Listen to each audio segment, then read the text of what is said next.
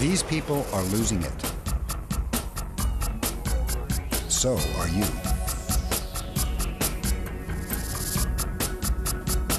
Chances are you're at war with an essential part of yourself. You have a love-hate relationship that's been going on so long, you take it for granted. One thing is sure, you're trapped in a battle you just can't win. No matter what, you're going to fall asleep.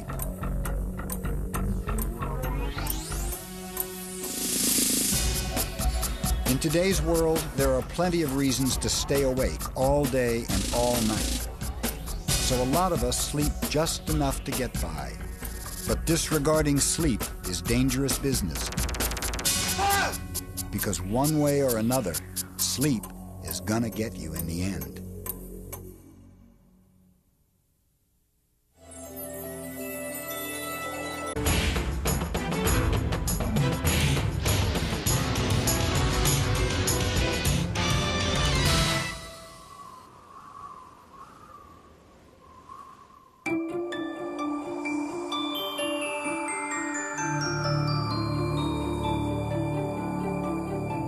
Sleep.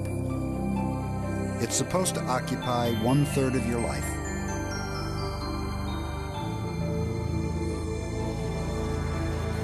But ours is a global 24-hour society. Night is day.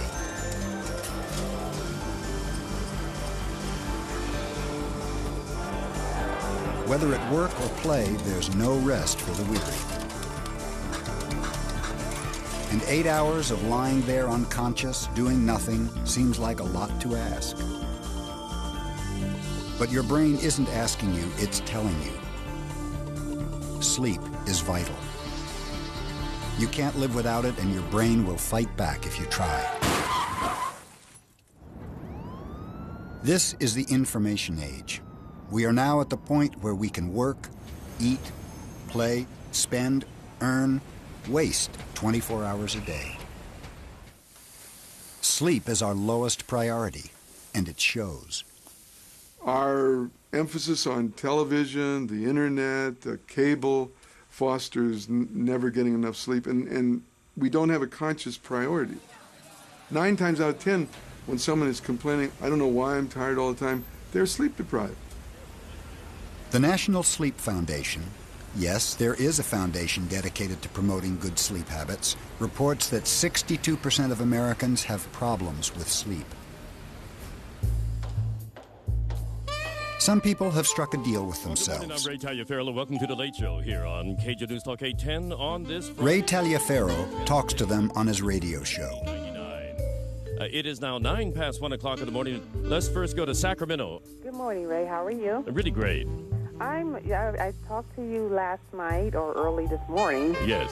And I'm a pre-med student, and I enjoy I'm a night owl. There's something magical about being up at this hour. There's no question about it. I can look out of my studio and look up into the sky, and there's Orion overhead, and there's Cassiopeia, and all these other wonderful Others stars. would rather be home in bed. Yeah, I would like to get more sleep, but I'm too busy. I have my kids, I have to work. I have some construction going on my house right now. Some have no choice. They have to spend time going without sleep. These journalists, for example, trapped in a 24/7 machine. No word on this from the president. He's in Bulgaria today. If you see some familiar faces here, it's because this is the traveling White House press corps. Their mission is to supply the steady stream of information that our society has come to expect. Mr. Yeltsin says it's a response to domestic terrorism. The president is on the move. In the next 12 days, he will visit 5 countries. He will travel 13,000 miles. He'll attend 13 meetings, make 14 speeches, conduct talks with 4 heads of state. Following Air Force One in a chartered jet, the journalists who cover him will face the mortal enemies of sleep. Constant travel, bad meals, and the excruciating pressure of the deadline all conspire against them. They know what the rest of us are up against. We don't burn the candle at both ends. We pour gasoline on the entire thing and set it on fire. There is so much information out there now. There is this huge beast that needs feeding all the time. It's harder being with a 24-hour network. You have to feed the morning show. You have to feed the evening news. You have to feed the internet. Reuters has 24-hour coverage. It just never lets up. It just keeps coming and coming and coming. You have to feed radio. It's constant, and it's always hungry. Sleep has to wait because the pressure is on to get the story right and get the story fast. That's the bird. Hey, that's the bird. Oh. For some, telling the story fast. 50 seconds. Oh, come on! I need more than 50 seconds.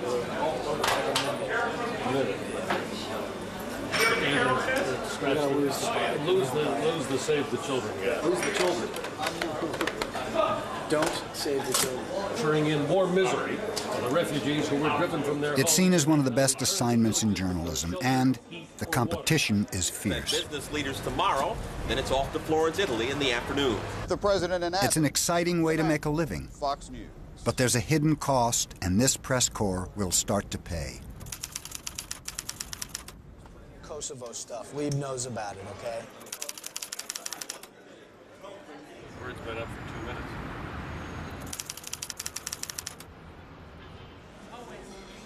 Without realizing it, we all pay for the excitement we seek, one way or another. At the Stanford Sleep Disorders Center, Dr. William Dement is committed to educating the public about the brain's unrelenting need for sleep. There are two processes that regulate sleep and wakefulness, and one of them is the drive to sleep, if you will. There's a mechanism in the brain that's trying to make the brain go to sleep more or less all the time. All wakefulness is sleep deprivation. At the end of each day, you are sleep deprived. You've been awake for about 16 hours, and you must now sleep for about 8. On average, 1 hour of sleep for every 2 hours awake. People who ignore this basic equation put themselves at risk. In 1989, the third mate of the Exxon Valdez oil tanker directed the ship into treacherous waters. He had slept only 6 hours in the previous 48. A year after the grounding, the National Transportation Safety Board issued its report and said the direct cause of the grounding was a sleep-deprived condition of the third mate who was on the bridge guiding the vessel, and he was too impaired to do what was necessary. And the vessel went aground. That was America's largest oil spill. Good morning. Your head will head off to sleep, whether you're ready to go or not.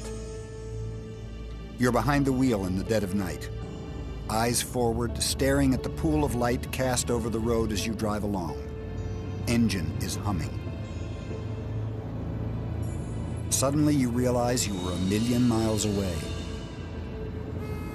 You don't remember seeing the road or what you were just thinking. Your brain was asleep at 60 miles per hour. Falling asleep at the wheel causes 100,000 crashes a year, according to government estimates, killing 1,500 people, injuring 76,000. 27% of Americans surveyed recently admitted to falling asleep at the wheel one or more times in the last year. Most people know when they have to make a conscious effort to not fall asleep. This is, I have to make an effort to hold my eyes open. I would like to define that as the moment of drowsiness. And that moment is usually very close to the onset of sleep. And so if you recognize the onset of drowsiness as a signal of great danger, drowsiness is red alert. And if everyone would get off the road at that moment or get out of harm's way, I think we'd see a precipitous fall in accidents. This is your last thing of the night? This is it. 13th floor. But first you have to get up for it before you can go to bed. So No matter what you do, sleep always comes. Last shot of the day. But how does it know when to come and how long it should stay? 70s. There isn't much the president can do about that, but he is hoping to use this trip to try with the president in Athens, Greece, Jim Angle, Fox News. Okay, the first thing we do is check the bed. You don't spend much time here, but what hours you do spend are very important.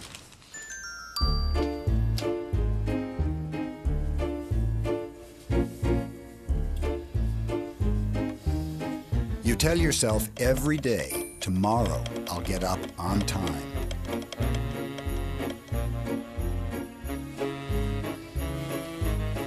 I'll go to bed early tonight and I won't hit the snooze button on the alarm.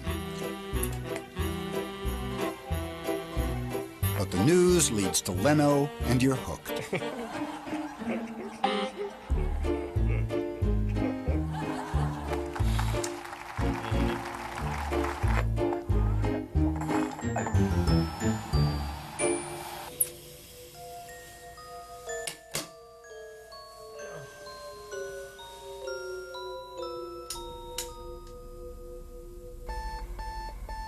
The next day, it's 1, 2, 3 shots to the snooze. You drag yourself from bed, yearning to sleep just a little bit longer, and promise yourself again, tomorrow will be different.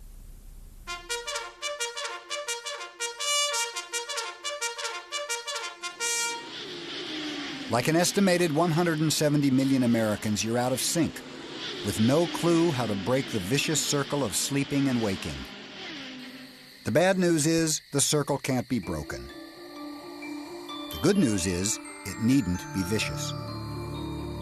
Sleep works because it is a cycle of brain activity that is kept regular and synchronized by the very earth we live on.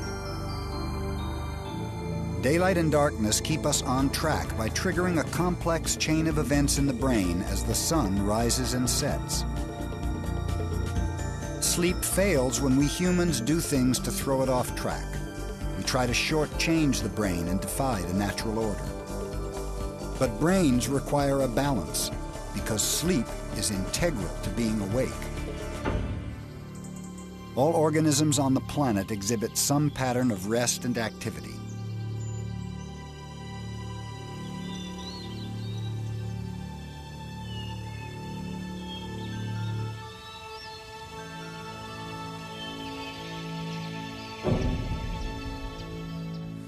In humans, 2 opposing physiological urges enforce the pattern: the drive to sleep versus an alerting biological clock. Human beings are programmed, if you will, to be awake in the daytime and to sleep at night. We cannot do without sleep, but it would be very bad to be awake at night when we depend upon our vision and stumble around in the dark and get eaten by a tiger or something, and to sleep in the daytime. So we have in our head a biological clock that wakes us up during the day. And as we are awake all day long, we are becoming sleep deprived, and then the sleep mechanism takes over, and with the sleep debt that's been accumulated, it keeps us asleep all night. Like hunger, breathing, or the beating of your heart, sleep is under control of the most primitive part of the brain. Inside the hypothalamus is a tiny cluster of nerve cells with the euphonious name of the suprachiasmatic nucleus. That's your chief biological clock. It sits just below the intersection of 2 optic nerves. The clock monitors your eyes to know whether it's day or night and responds by sending chemical messengers to different parts of the brain. Nightfall triggers increased production of a hormone called melatonin. Daylight stops melatonin in its tracks and allows messengers like serotonin to take over. As a result, we wake up and feel sleepy at just the right time each day. Understanding the nature of our internal clocks is key to taking full advantage of sleep. Especially important if your mission is defending a nation. Heading up the U.S. Army's research is Colonel Gregory Belenky. If you really want to improve performance, you need to sustain the brain. You sustain the brain by sleep, and you need to know how much sleep people are getting, and you need to be able to optimize. Colonel Belenky designed sleep management programs for the Army, using knowledge of the driving force behind the biological clock. The body's internal clock has a period slightly longer than 24 hours, and it's kept in sync by light exposure. Bright light when you get up in the morning, light throughout the day, and so that is what really provides the synchronizing signal for the body's clock.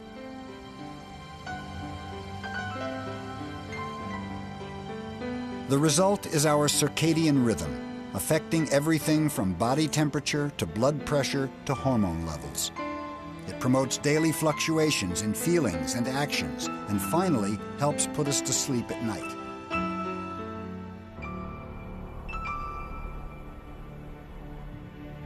But only if you're in sync. If you abuse the snooze, your biological clock loses its footing. You feel alert later than you should and can't wake as early as you'd like. An equal partner in this physiological mayhem is the unbending will of the sleep drive. It is constant. Everyone has a specific sleep requirement, hours needed by your brain every day. You may not know your own requirement, but your brain does. It knows when you skip sleep and holds you accountable for missing minutes. I think one of the most important new concepts and also a scientific fact is that all lost sleep accumulates, and it causes a tremendous increase in a tendency to fall asleep inappropriately and to be sleepy in the daytime, sleepy and drowsy in the daytime. So this is the concept of sleep debt. Imagine time as a charge on your karmic credit card. Hours spent awake are debits. You pay them off with hours of sleep. And like credit cards, you can go into debt by spending more hours awake than you pay for with sleep. Debt grows when you continually overspend. It remains until you make up the difference with extra sleep. Some sleep will temporarily even things up, but your internal clock prevents you from sleeping too long, and some debt sticks with you.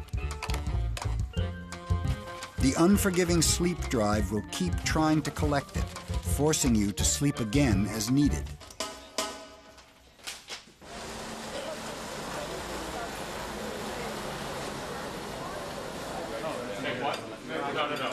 Six days into their trip, the White House press corps shows signs of living on borrowed time. Mood is usually negatively affected. Hey, wait a second, I didn't get enough sleep here. You become depressed, irritable. Yeah, we call it hitting the wall. Ability to remember things is impaired. Like today, one of our people on the bus went, oh, where's my bag? My bag, I had my bag, it was just here. I don't know what I have my bag. One can have lapses. Oh no, I lost my bag. Where's my bag? Where's my bag? The sleepy person is definitely not motivated to do things. It can go all the way to apathy. I mean, it's no wonder they use sleep deprivation as a form of interrogation, you know what I mean? You're falling asleep for a few seconds, or you're just spacing out in a way. I'm spaced. Spacing out is a symptom. Your brain craves sleep and won't cooperate without it. You sort of lose your train of thought. It gets difficult to put sentences together. The Acropolis.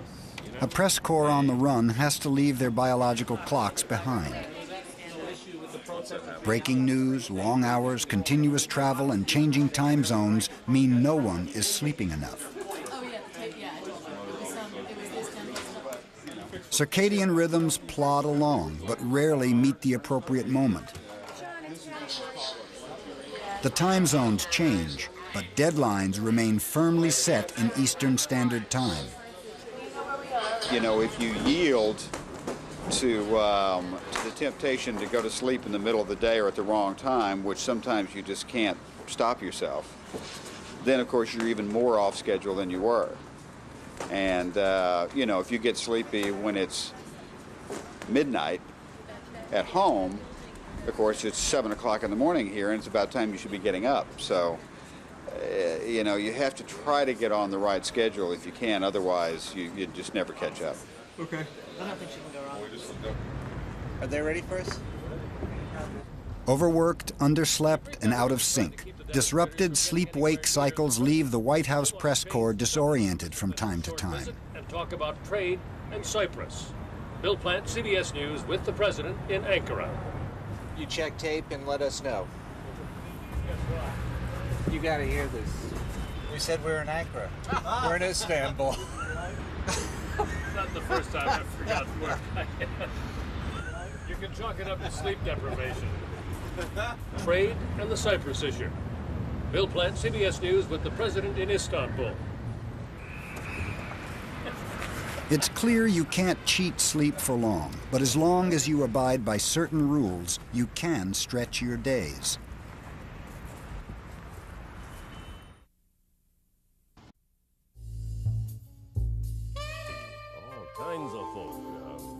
I only sleep 4 hours a day, and that's one of the reasons I wanted to have the late night show. What a life. And then I participate in whatever I do during the course of the day, and also in the evening. It gives you the opportunity, if you can sleep only 4 hours a day, to really live a very full life. Let me give you the telephone number. Here on KGO, you can call in at 80... Just as height or hair color differs from person to person, so does the need for sleep. Banging on the door. Isn't it wonderful? It's like my own space. Well, and how long have you been doing this? 13 years now.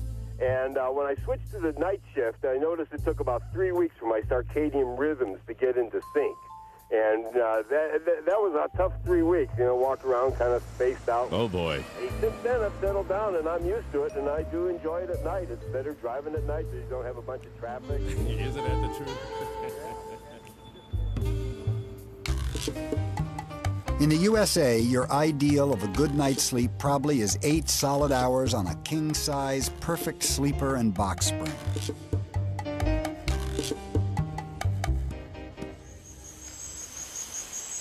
But anthropologists find that sleep reflects the needs of survival. These hunter-gatherers in Paraguay are nomadic.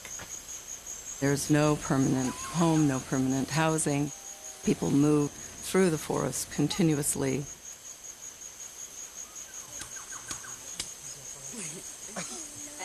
There you're sitting in the forest and you do have fire, but you don't have any physical structures to keep yourself safe. So this Ache community sleeps as a group. All ages and genders together means sleep is staggered, and someone is always awake to watch for danger. We should have known. There are plenty of cultures where nighttime is not the only right time for sleeping. In some parts of the world, it's too hot to do anything else but doze at high noon. This is not when you go hunting or go running around with your camel and goats. This is when the animals, as well as the people, all have downtime and just try to relax and get through the warm part of the day. This is why residents of Italy and Spain became masters of the art of napping. In Italian, it's the pausa. In Spanish, it's the siesta. In Europe, it was interesting that there would be the quiet in the afternoon, and then much more energy late in the evening than you would ordinarily encounter here in the United States. And that I think is the effect of the siesta, allowing you to be alert, much more alert late in the day.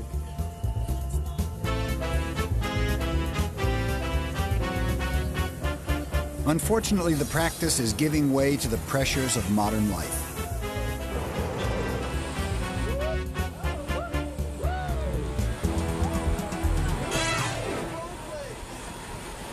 When our intrepid reporters reach Italy, they may feel like having a pausa. It's dark and the hotel assignments are confusing. With reports due in another 3 hours, a quick nap would clear their heads.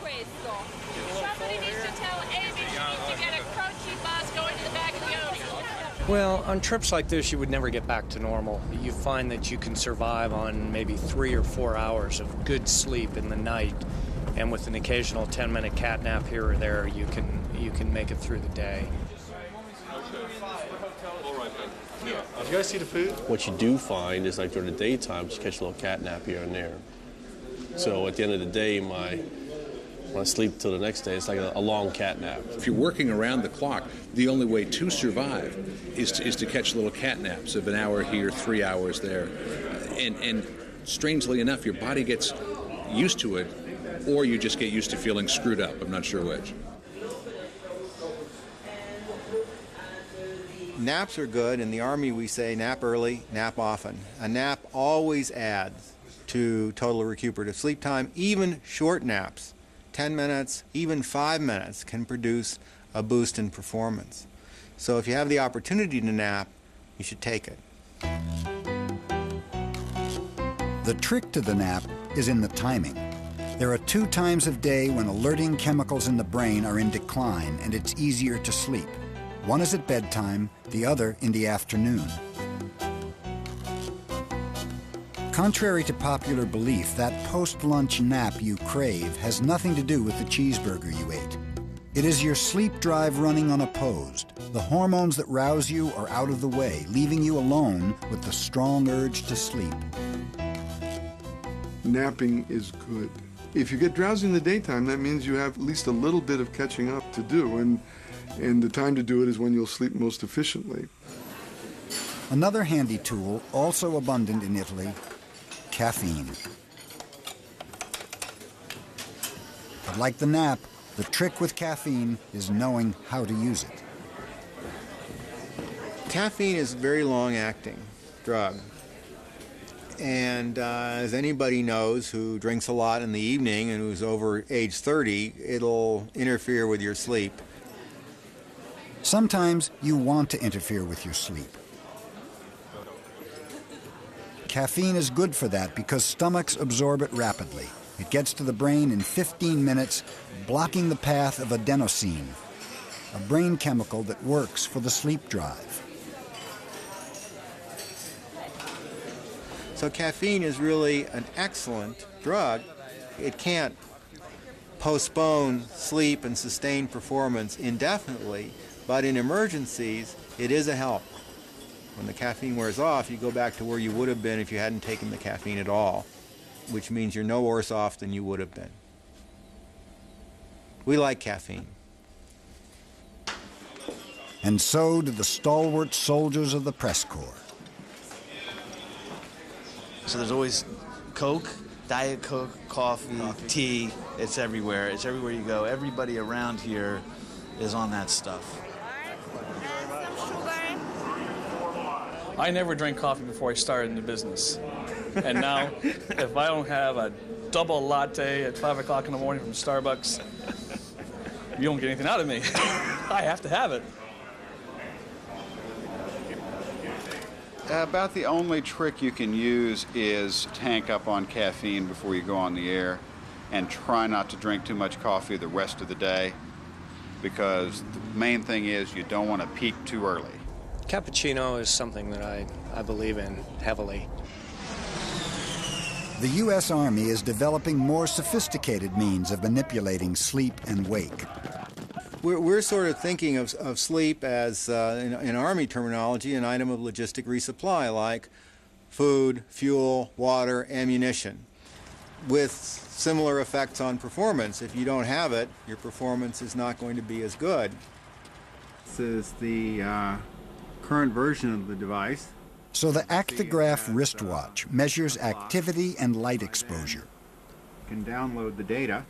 It uses those clues to keep track of hours spent awake and asleep, as well as time of day, taking the guesswork out of sleep surveillance. Scale of 100. Without any intervention from the wearer, on the basis of how active the person is. It determines whether they're awake or asleep, develops therefore what we call a sleep-wake history, dumps that into a performance prediction model and gives them an online real-time performance prediction for their performance right now and for their performance over the next umpteen hours.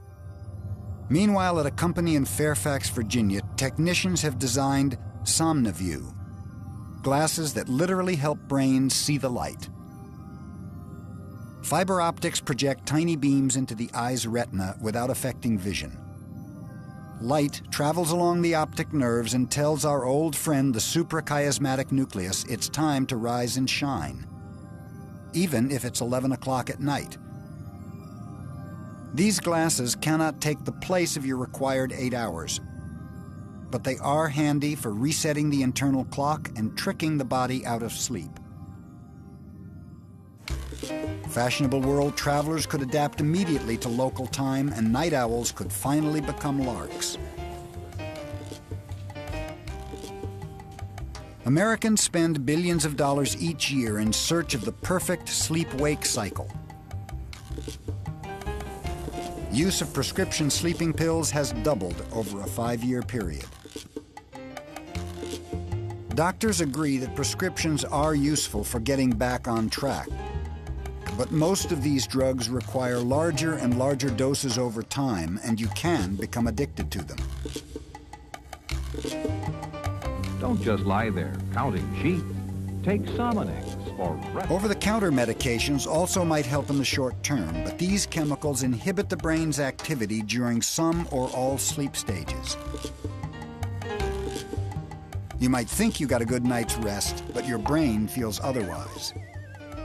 When someone asks me, what to do to have more healthy sleep or to get more adequate sleep, I always answer, pretty much I always answer, the very first thing is to, oh, this is going to sound so corny, is to get in touch with your feelings. And by this, I'm not talking about anger and latent hostility. I'm talking about feeling tired and being aware when you are sleepy and or drowsy. And that is almost always a sign of inadequate sleep or something's wrong with your sleep. Much of sleep remains a mystery. Researchers debate how it works and why. But most of us seem to enjoy the unknowable side of sleep. Dreams captivate the imagination. We're not sure what to make of them. Science is trying to figure it out.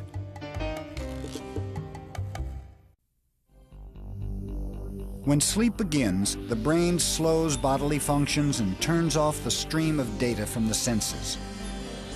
A repeating cycle of brain activity begins. Every 70 minutes or so, the sleeper's eyes begin to move at random. The brain waves say the brain is awake, but key regions are inactive and muscles are still disconnected. The sleeper is dreaming.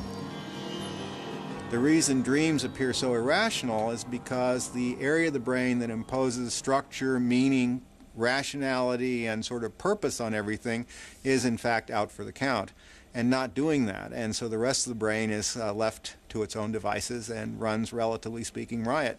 And you get strange, bizarre dreams. But what's the purpose of dreams, of sleep? No one quite knows for sure, except that brains suffer without it. Attention lapses, subtle and complex thoughts escape us. In the hands of an artist like filmmaker Gus Van Sant, the mysteries of sleep and dreams become storytelling tools. In his film, My Own Private Idaho, the hero, Mike, suffers from the sudden, uncontrollable fits of sleep called narcolepsy. Mike dreams of the mother who abandoned him. Don't worry. Everything's going to be all right. The character might just look up and see, the landscape, and that might be something that kind of sets him into this world where he would just fall over and go to sleep. The intensity of his sort of daily excursions would become too much.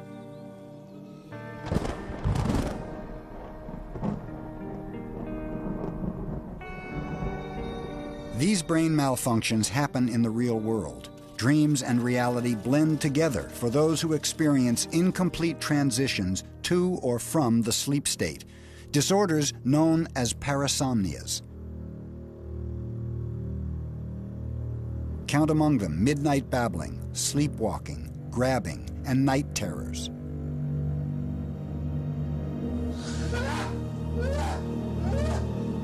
They can occur during deep or light sleep. Something goes wrong with the sleep paralysis mechanism.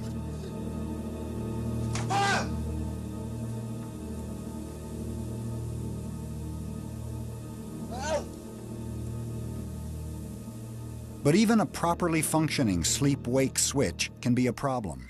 If I could fall asleep right now, I'd get 6 good hours. I could still get 4 hours. That's because sleep is designed to be fragile, whether we like it or not. I've done without sleep before. The capacity for wakefulness in the night is likely to have been valuable in human evolutionary history. And the ability to rouse when things are not okay is something that should have been highly valuable to humans. It appears the varying depths of sleep through several repeating stages helped early humans survive the night. It increased the odds that crying babies or spreading fires were heard and quickly attended. Even insomnia, when the brain seems incapable of the transition to sleep, began as a valuable survival skill.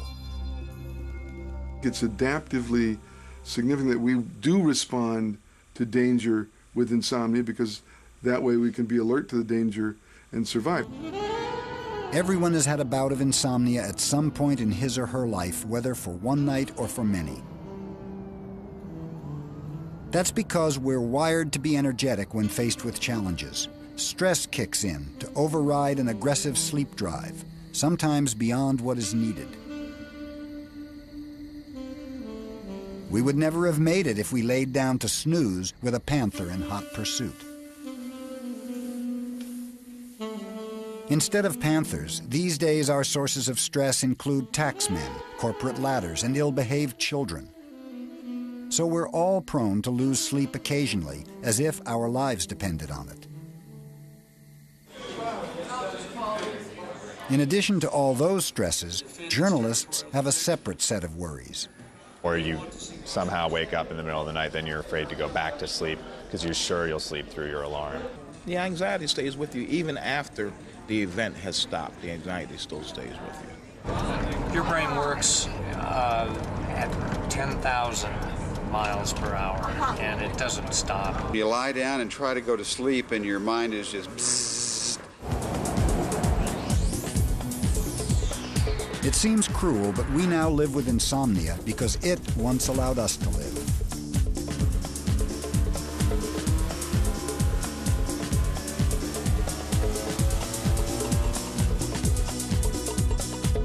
Scientists are working to uncover the secrets to living happily with sleep.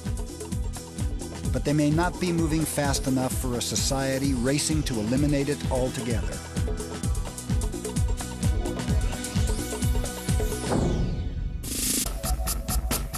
America is at war with sleep. Over the past 100 years, we have built a 24-hour society. Day and night look more and more alike, and there's no reason to rest. Can sleep compete with the promise of life lived round the clock?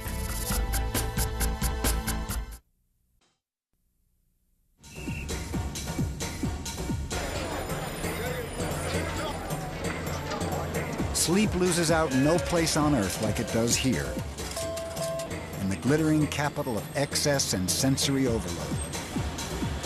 Who can be expected to sleep? And why would you want to?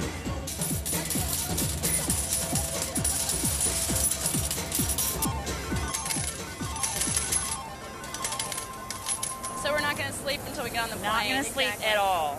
Exactly. Not not going to sleep. I'll sleep when I get home. It's just not needed here. And, Yeah, I mean, you're here for how long? And you can sleep when you get home. There's too much to do. Too much to do. When we're in Vegas, it's like sleep all day, party all night.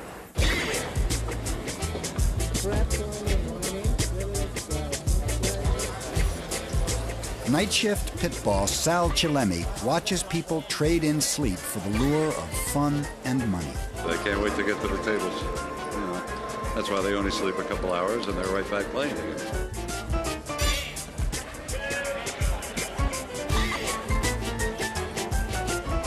I think it's just the adrenaline flowing in them from the excitement of the casino that keeps them going, you know, and the chance to make money.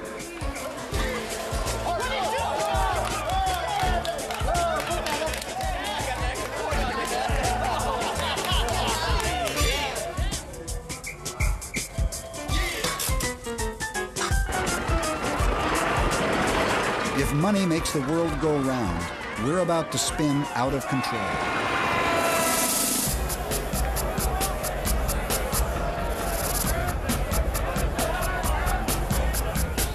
Online investing, along with many other things the internet has to offer, is like Las Vegas in your living room. Further, expanded trading hours and the growth of the global economy have made the 24-hour stock market a foregone conclusion.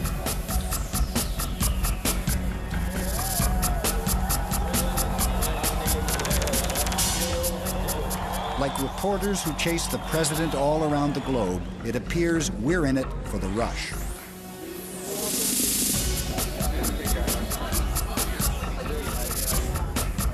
President Clinton, he likes to put in a 20-hour day.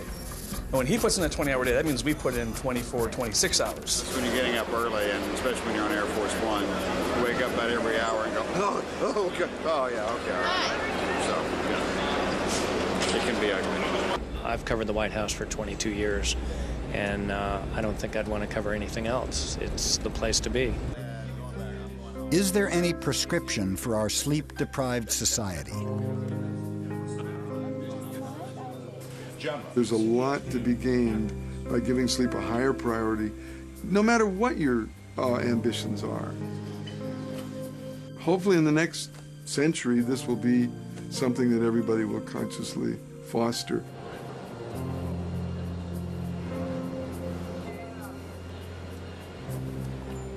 First of all, you're not healthy unless your sleep is healthy.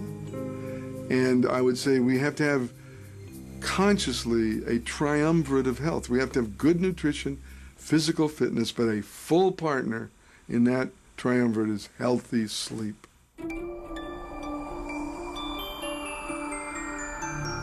The ideal is to wake up mornings refreshed. Stay alert and energetic all day long. Sleep soundly at night. If this doesn't describe your sleep-wake cycle, you may have a score to settle.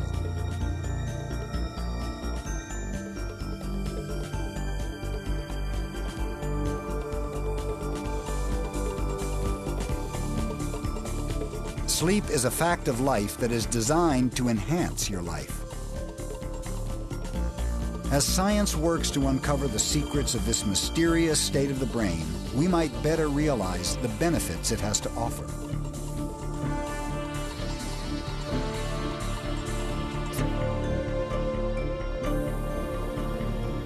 We might even come to see that this 1/3 of life makes the rest of it all possible. Without sleep, none of us are ever truly awake. Sleep deprivation people, they've been getting pictures of us. So, you know, we think turnabout is fair play. So here we go. We're going in, guys, on 3. 1, 2. You know how it feels to go without sleep for 11 days? Back off. We're working here. We're working, And that's all, folks.